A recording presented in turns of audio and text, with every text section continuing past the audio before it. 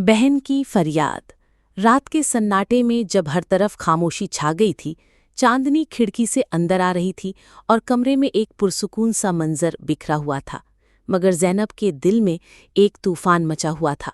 उसकी आंखों से आंसू बहते जा रहे थे और हाथ में पकड़ा वो पुराना खत बार बार पढ़ा जा रहा था। वही खत जो उसके भाई असद ने 5 साल पहले रुखसत होते वक्त उसे दिया था। ज़ैनब, मेरा वादा है, मैं तुम्हें किसी चीज़ की कमी महसूस नहीं होने दूंगा। तुम सिर्फ अपना ख्याल रखना, माँ का साथ देना और कभी हार मत मानना। तुम्हारा भाई असद। मगर असद का वो वादा, वो प्यार सब वक्त के साथ कहीं खो गया था। ज़ैनब की आंखों के सामने वो दिन बार बार आ रहा था जब असद को शहर में एक बड़ी नौकरी मिल गई थी। सब खुश थे, माँ ने नज़र दी थी, ज़ैनब ने दुआ मांगी थी। असद ने वादा किया था वो हर माह पैसे भेजेगा, माँ की दवा का ख्याल रखेगा और ज़ैनब की शादी की फिक्र भी करेगा। मगर फिर एक एक करके सब वादे टूटते गए। पहले पहल फ़ोन आते रहे, फिर सिर्फ मैसेज, और अब 5 साल हो गए थे। कोई खबर नहीं। असद कहाँ है, किस हाल में है, जिंदा भी है या नहीं? इन सवालों का कोई जवाब नहीं था। माँ ने रोते रोते बीनाई खो दी थी। ज़ैनब ने सिलाई करके घर चलाने की कोशिश की, मगर गुर्बत के थपेड़ों ने उसकी ज़िंदगी को अजीरन कर दिया। लोगों के ताने, रिश्तेदारों का तंज, सब कुछ सहती रही। हर रात जब कमरे में तन्हाई होती, ज़ैनब बस एक ही दुआ मांगती, या अल्लाह, मेरा भाई वापस आ जाए या कोई खबर आ जाए। एक दिन गली के नुक्कड़ पर खड़ी ज़ैनब को मोहल्ले की एक बूढ़ी खातून ने आवाज़ दी, बेटी, तुम्हारे भाई असद को तो हमने शहर के पोश इलाके में देखा है। बड़ी गाड़ी में बैठा था, शायद किसी अमीर के साथ। ज़ैनब को यकीन नहीं आया। मेरा असद, जिसने माँ की दवा के लिए आखिरी पैसे दे दिए थे, वो अब हमें भूल गया। उसी रात ज़ैनब ने दिल का हाल एक खत में लिखा, असद के नाम। मगर ये खत सिर्फ उसके दिल की फरियाद था, क्योंकि भेजने के लिए उसके पास ना पता था ना हिम्मत। प्यारे भाई असद, क्या तुम्हें वो दिन याद है जब हम दोनों छत पर बैठकर चांद देखा करते थे? तुम कहते थे, ज़ैनब, एक दिन तुम्हें चांद जैसा घर दूंगा। मगर असद, आज इस चांदनी रात में सिर्फ अंधेरा है।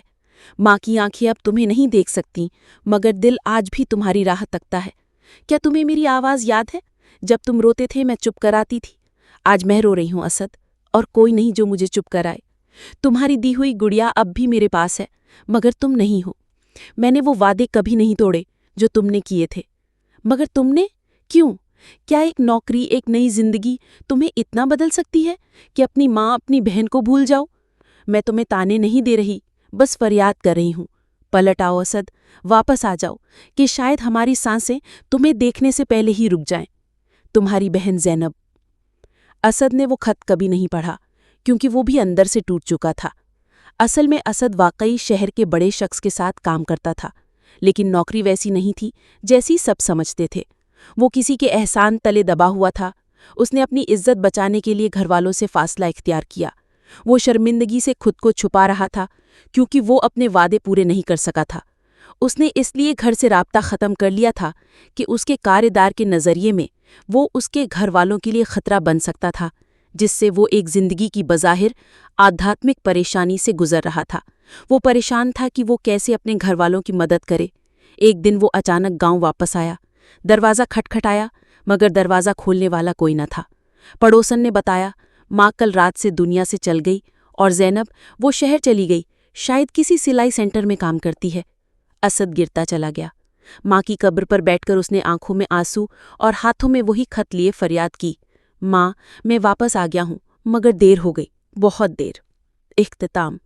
बहन की फरियाद सिर्फ एक खत में न थी, वो हर लड़की की वो खामोश सदा थी जो किसी भाई के वादे पर भरोसा करके जीती है। ये कहानी हमें सिखाती है कि रिश्ते वक्त, दौलत और फासले की मोहताज नहीं होते। एक पल की बेखबरी उम्र भर की पशेमानी बन सकती है। खुदारा, अगर आपके दिल में माँ या बहन की फरियाद हो तो पलट आएं, इससे पहले कि वक्त पलटने न